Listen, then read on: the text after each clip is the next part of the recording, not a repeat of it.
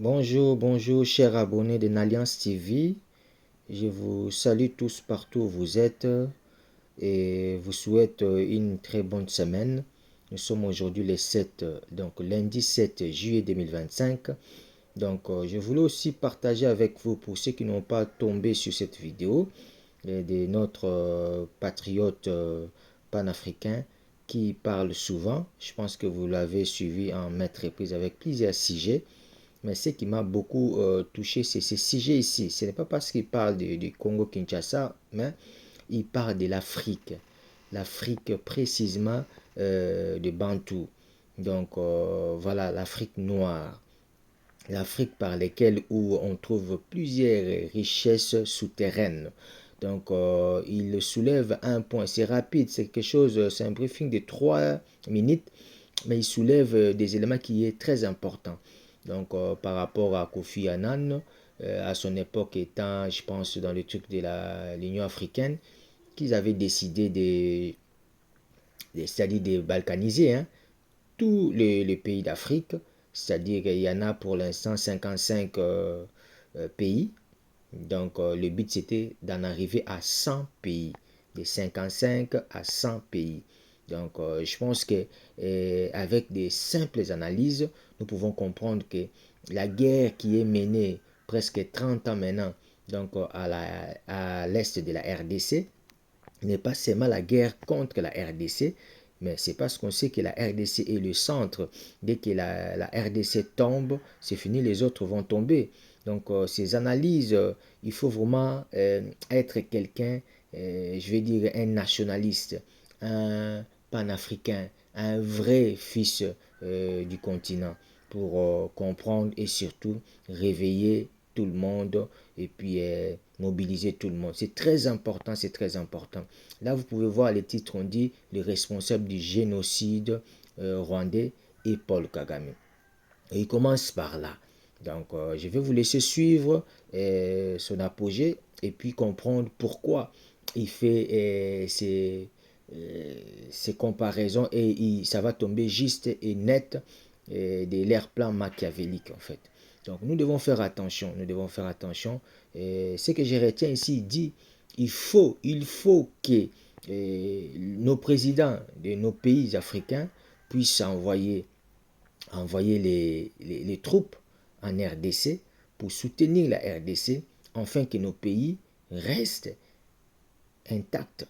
Parce que s'ils arrivent à vaincre la RDC, les prochains, ici, tu dis, c'est le Cameroun. Donc, ce n'est pas moi qui dis, mais c'est lui qui dit, vous allez l'écouter vous-même. Est-ce qu'il a tort?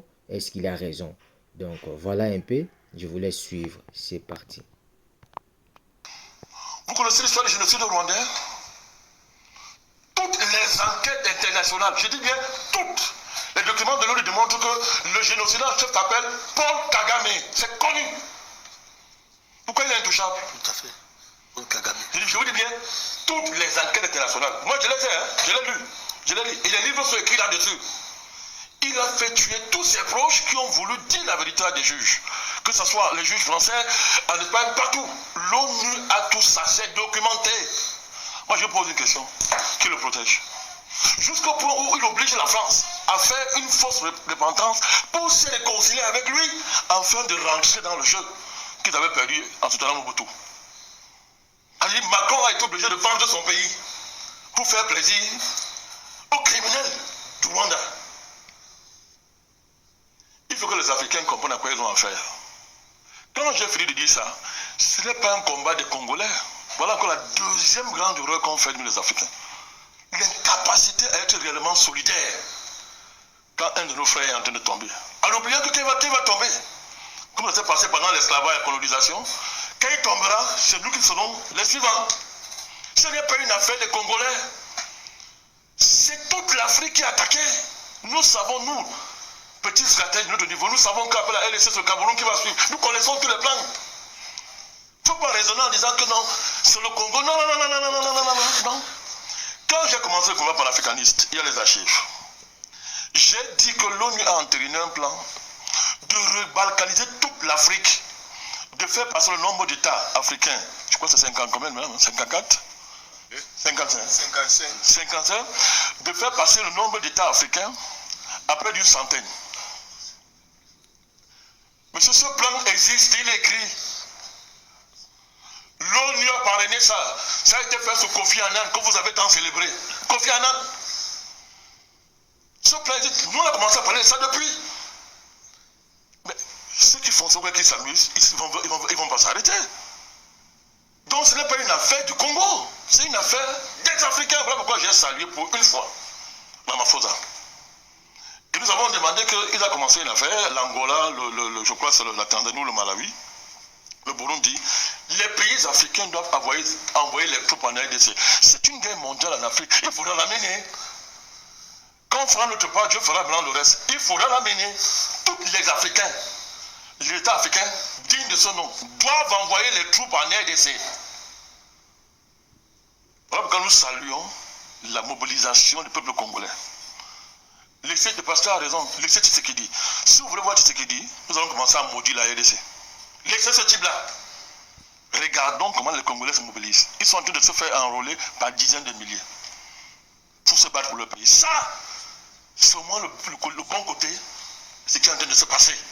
Enfin, on aura une armée dans ce pays. Mais en attendant, il faut que les États africains envoient les troupes en RDC.